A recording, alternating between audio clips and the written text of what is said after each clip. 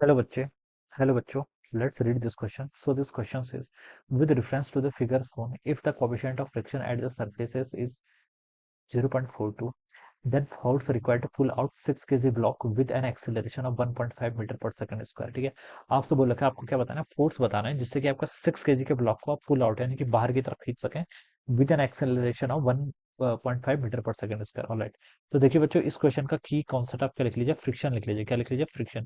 और फ्रिक्शन भी बच्चों कौन सा वाला आएगा, कैनेटिक फ्रिक्शन आएगा। कौन सा, कैनेटिक फ्रिक्शन, क्योंकि यहाँ पर आपका रिलेटिव मोशन हो रहा है। क्या हो रहा है, आपका रिलेटिव मोशन हो रहा है। ठीक है, टेंडेंसी नहीं है, टेंडेंसी होती है तब तो स्टैटिक लगता है, लेकिन मोशन ही हो रहा है तो यहाँ पर आपका कैनेटिक लगेगा। ठीक है, 6 kg के ब्लॉक के देखिए बच्चों एबीडी बना लेते हैं। यहाँ पर 6 kg का ब्लॉक है। ठीक है, कौन कौन से फोर्स लेंगे, देखिए सबसे पहले ग्राउंड के साथ टच में है तो 6G फोर्स लेगा डाउनवर्ड डायरेक्शन में। ठीक है, एक आप फोर्स लगा रहे हैं एक्सटर्नली, इसको मैंने आपने एफ एक्सटर्नल बोल दिया, इसी की वैल्यू आपको पता करके बताना है। ठीक है, और कौन सा फोर्स लेगा, 2 kg का ब्लॉक इसके ऊपर रखा हुआ है। ठीक है, 2 kg का ब्लॉक इसके ऊपर रखा हुआ है। ठीक है, तो एक फोर्स तो उसके कारण भी लगेगा। ठीक है, 2 kg के ब्लॉक की देखिए अगर मैं एफबीडी बना लूं तो यहाँ पर एक तो उस पर आपका 2G फोर्स डाउनवर्ड डायरेक्शन में लगेगा, एक एक ऐसे नॉर्मल लगेगा। ठीक है, ये नॉर्मल क्यों क्यों लगेगा नॉर्मल, क्योंकि 6 kg का ब्लॉक 2 kg के ब्लॉक को कंस्ट्रेंट कर रहा है मोशन को। ठीक है, तो ये जितना नॉर्मल लगेगा उतना ही नॉर्मल देखिए ये आपके 6 kg वाले ब्लॉक पर लगाएगा ऐसे। ठीक है, इतने ही फोर्स लग रहे हैं ना वर्टिकल डायरेक्शन में। ठीक है, वर्टिकल डायरेक्शन के आपके ये फोर्स जाएंगे। ठीक है, और क्या लगेगा, देखिए यहाँ पर बोल रखा है कि then the coefficient of friction at the surfaces.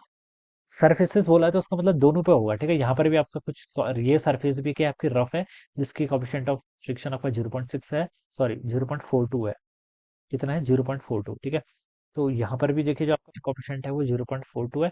और यहाँ पर ये वाली सरफेस, हाँ ये वाली सरफेस भी आपकी रफ है, यहाँ पर भी कितना है, 0.42 है। ठीक है, अब बच्चों देखिए ये ब्लॉक आपका आगे को मूव कर रहा है, किस डायरेक्शन में, राइट डायरेक्शन है, पॉजिटिव एक्स डायरेक्शन की तरफ इसको आपका मूव कराना है। ठीक है, तो बच्चों देखिए इस पर स्टैटिक फ्रिक्शन लेगा, और स्टैटिक फ्रिक्शन पहले ग्राउंड और 6 kg के ब्लॉक के बीच में देख लेते हैं। टेंडेंसी आगे को मूव करने की, ग्राउंड इसके मोशन को अपोज करेगा तो इस पर फ्रिक्शन फोर्स लगेगा इस डायरेक्शन में, जिसको मैंने F1 बोल दिया। क्या बोल दिया, स्मॉल F1 बोल दिया। क्या बोल दिया, स्मॉल F1।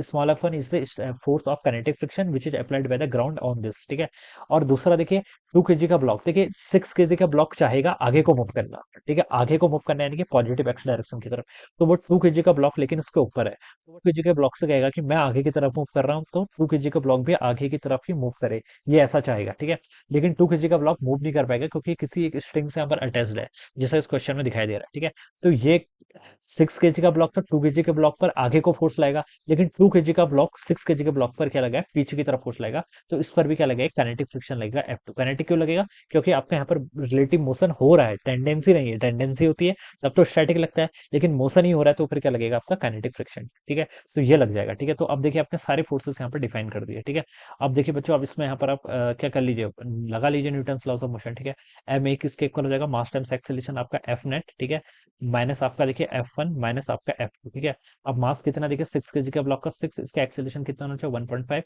तो 1.5 पुट कर लीजिए। एफ नेट ही आपको यहाँ पर क्या करना है, कैलकुलेट करना है, force required to pull out. हाँ, तो एफ नेट कैलकुलेट करना माइनस F1। F1 की वैल्यू कैलकुलेट कर लीजिए। देखिए F1 क्या होगा, F1 देखिए 6 और 2 kg का मास। ठीक है, F1 तो ये वाला है ना, F1 देखिए क्या होगा, टोटल नॉर्मल। ठीक है, तो 6 kg ऊपर है और 2 kg ये है। ठीक है, 6 और 2 कितना हो गया, 8 हो गया। ठीक है, तो आप लिख सकते हैं कि 8G तो आपके यहाँ पर एंडेस जो लगेगा नॉर्मल आपका। ठीक है, ये कितना लग जाएगा आपका, यहाँ पर समझो कि जो आपका नेट लगेगा वो कितना लगेगा आपका, ये आपका सॉरी ये आपका 2 kg का ब्लॉक है ना। देखिए मैं इसको ऐसे बता देता हूँ, एंडेस 2 kg के ब्लॉक पे नहीं लगेगा। एंडेस आपका नॉर्मल है, नॉर्मल विच इज एक्सर्टेड, कौन लगा रहा है, which is exerted by the ground on the 6 kg block. ठीक है, यहाँ पर देखिए मैं 6 kg के ब्लॉक की मैं अलग से एक बार एफबीडी और बना लेता हूँ।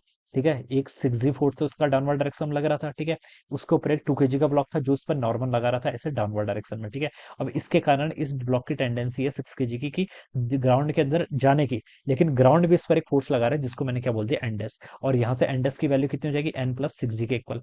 एन कितना है बच्चों, यहाँ से 2G के इक्वल, तो सॉरी ये एंडेस हो जाएगा। एंडेस कितना हो जाएगा, 2G+6G यानी कि 8G के इक्वल। ठीक है, तो ये एंडेस आपने कैलकुलेट कर लिया। और F1 किसके इक्वल होता है, F1 होता है आपका न्यू टाइम्स एंडेस के इक्वल। ठीक है, तो न्यू की वैल्यू आपको गिवन करके कितनी, 0.42, एंडेस की वैल्यू कितनी है आपकी, 8G के इक्वल। ठीक है, तो चलिए इसको मैं यहाँ पर पुट कर लेता हूँ, 0.42 टाइम्स कितना हो जाएगा, 8 इंटू कितना हो जाएगा, जी। माइनस आपका जी की वैल्यू के लिए बोला कुछ नहीं है ना, तो चलिए अभी बाद में ले लेंगे।